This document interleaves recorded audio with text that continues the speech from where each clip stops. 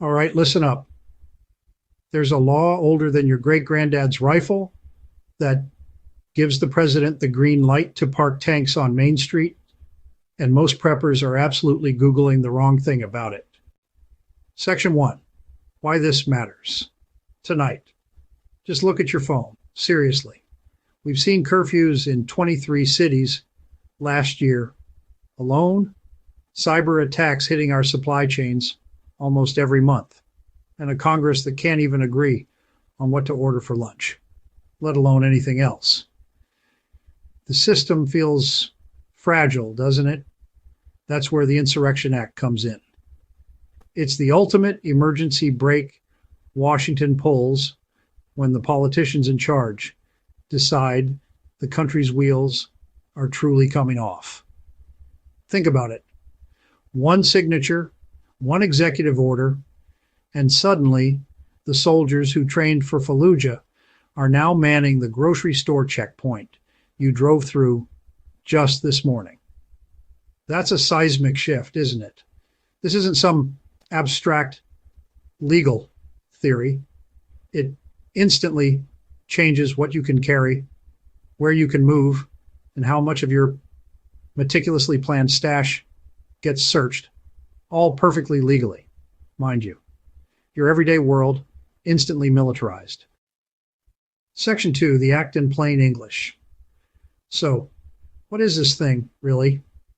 Passed way back in 1807, the Insurrection Act is a powerful piece of legislation that lets the president send federal troops into any state within the U.S. There are a couple of main triggers. Either a state government explicitly asks for federal help because they're overwhelmed, or the feds decide a state simply can't, or worse won't, protect the constitutional rights of its own citizens or uphold federal law. Before any boots hit the ground, the president is technically required to issue a proclamation ordering any insurgents or disturbers of the peace to disperse. Sounds polite, right? A quaint little formality. Well, history tells us that proclamation is usually read aloud while fixed bayonets are glittering in the background, making it less of a polite request and more of a final warning. Crucially, this act overrides the posse comitatus rule, which is that fundamental principle that normally keeps our military out of domestic law enforcement. And without the Insurrection Act, soldiers generally aren't supposed to be acting as police on your porch. But when the act is invoked, that line blurs, sometimes completely vanishes. And here's the kicker. Once a president pulls that trigger, courts almost never second-guess the decision. So your big legal appeal? It's basically a Twitter rant. Your constitutional arguments might fall on deaf ears in a military-controlled zone. Section 3. When has it actually happened? 1831, Nat Turner's Rebellion. Federal troops worked alongside state militias to suppress the uprising, a stark reminder of its original intent to quell domestic insurrections. 1861, Abraham Lincoln famously invoked it at the start of the Civil War to march through southern states without their governor's invitations. It was a critical move in asserting federal authority during a national crisis.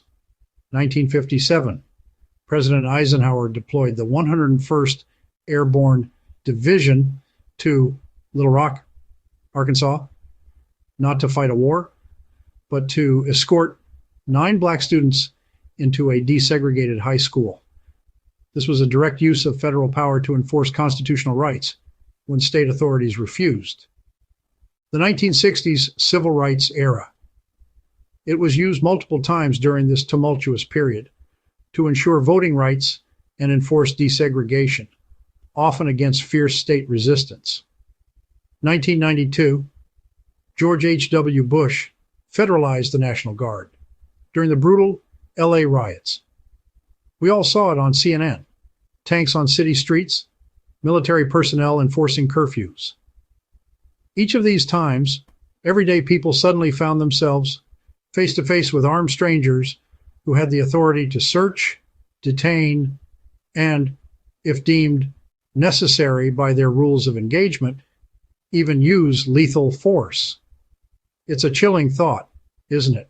Section 4. What changes for you, the prepper? If you're a prepper, the activation of the Insurrection Act changes everything you thought you knew about your readiness plan. First, definitions blur. Fast. That AR-15 in your trunk, which you consider a responsible tool for self-defense, to a 19-year-old private fresh out of basic training and probably never read the Constitution, it looks like militia gear. Your intent doesn't matter. Their perception does. This isn't about your rights in a normal scenario. It's about military orders in an emergency. Second, checkpoints pop up faster than Starbucks. Seriously. That carefully planned 3 extra miles detour to your bug-out land. Forget it.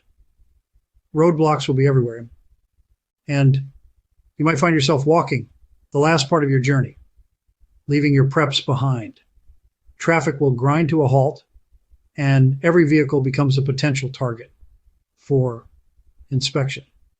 Third, curfews suspend your right to assemble. That means no neighborhood watch meetings after dark, no group Bible study, no fuel-sharing co-op after 8 p.m. Any gathering, no matter how innocent, can be deemed a violation, leading to detention. Your community network, so vital in a crisis, could be seen as a threat. Fourth, the military can seize excess, fuel, food, or communications equipment under emergency powers.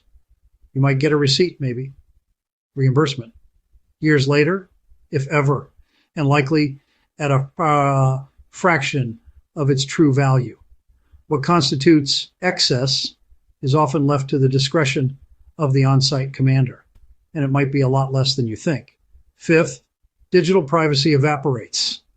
Cell site simulators, drone IR scans, facial recognition, they don't need warrants when the act is active.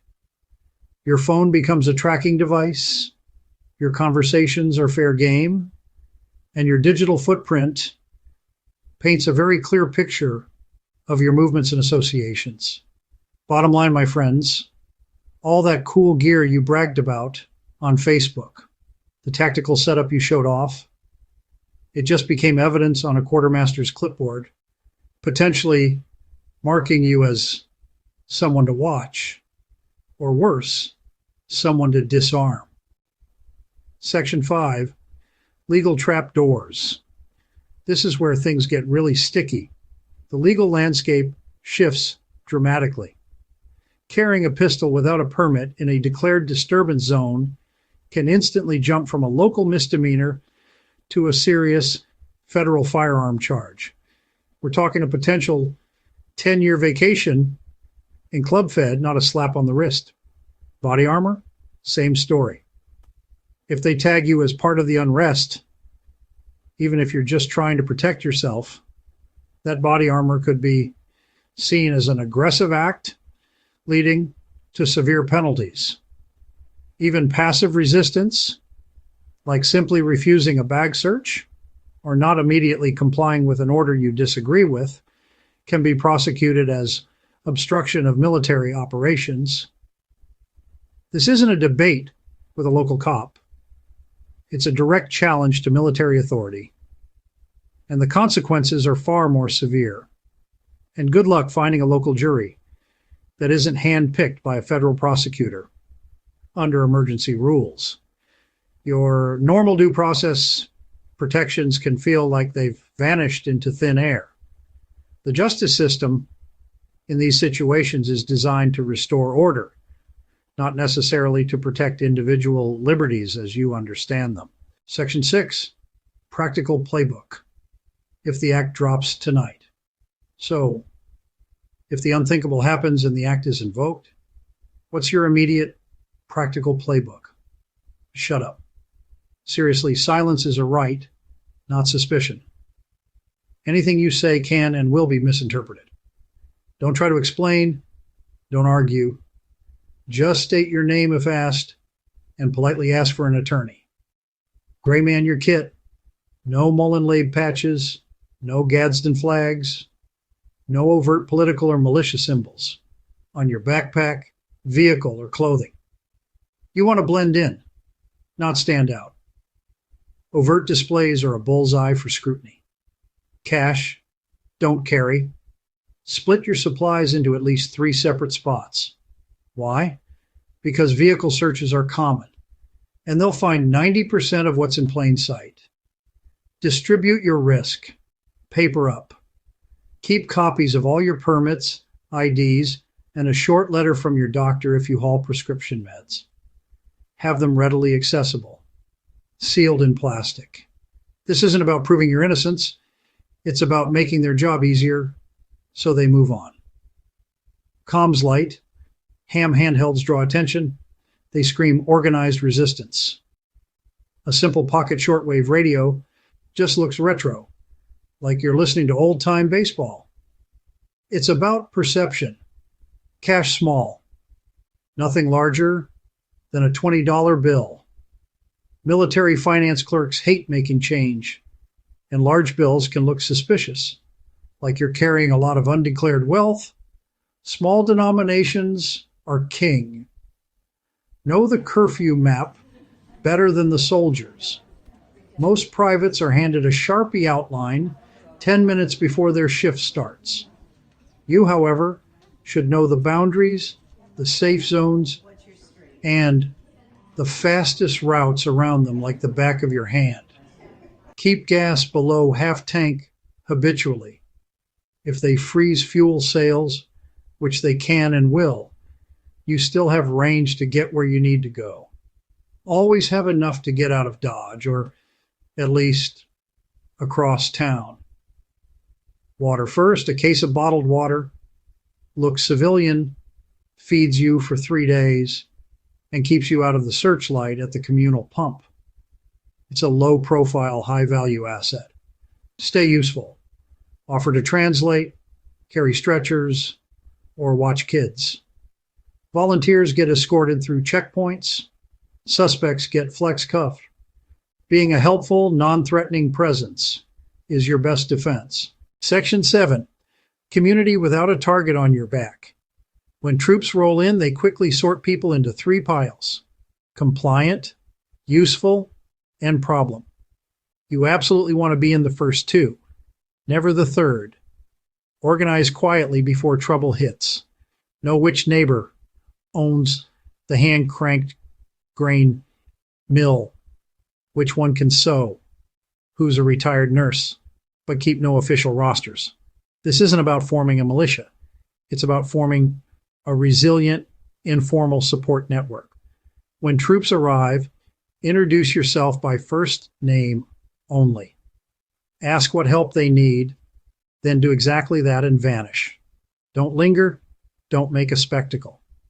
Your goal is to be a ghost, helpful but not memorable, and share later, not in real time.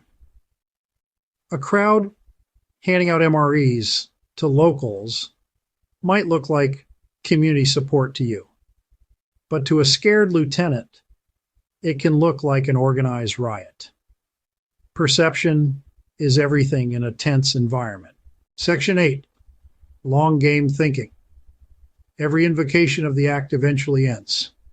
Politics hates indefinite deployments, and public opinion eventually tires of military presence. But don't expect things to simply snap back to normal. Document quietly. Keep a journal. Jot down names, unit designations, dates, and any property taken. Reparations lawsuits crawl at a snail's pace, but they do crawl. Your quiet documentation could be crucial later. Expect crime spikes after troops leave. Local police forces are often still rebuilding files the feds borrowed or dealing with a vacuum of authority. Be prepared for a period of increased lawlessness. Use the lull to restock barter goods. Soldiers paid in cash can pump local economies dry, but when they leave, prices can crash. Be ready to acquire what you need when the market shifts. Update your threat map. The landscape changes. You might find new gangs operating, new curfew scars on the roads, or new neighbors who suddenly own your confiscated generator. The world you return to won't be the one you left. Section 9, what not to do. Let's be crystal clear about what not to do, because these actions can have immediate and severe consequences. Don't flash a know your rights card in a trooper's face. He's operating under rules of engagement, not traffic court. Your legal arguments, however valid in peacetime, are secondary to his orders in a declared emergency. You'll just escalate the situation and make yourself a target. Don't live stream a checkpoint. Signal jammers are literally military issue, and they love crushing TikTok egos. You won't get your viral moment. You'll get your phone confiscated and potentially yourself detained for interfering with operations. Don't bury guns in the backyard. The night troops roll in. Ground penetrating radar is literally military issue. They will find it, and then you're in a whole new world of trouble for concealing weapons. Don't think a "don't tread on me" sticker is a personality. Right now, it's a bullseye. Any overt display of defiance or anti-government sentiment will instantly mark you as a potential threat. Blend in, remain innocuous. If this felt like drinking from a fire hose, I get it. This is heavy stuff. But if you're serious about preparedness, you need to hit that subscribe button, because next week we're going to walk through how to build a 1-month food box that fits perfectly under a bunk bed and passes the quick glance test if quarters get searched. And hey, drop a comment below with the one item you'd never, ever hand over at a checkpoint. I read every single answer, and I always pin the smartest ones to the top. Let's learn from each other.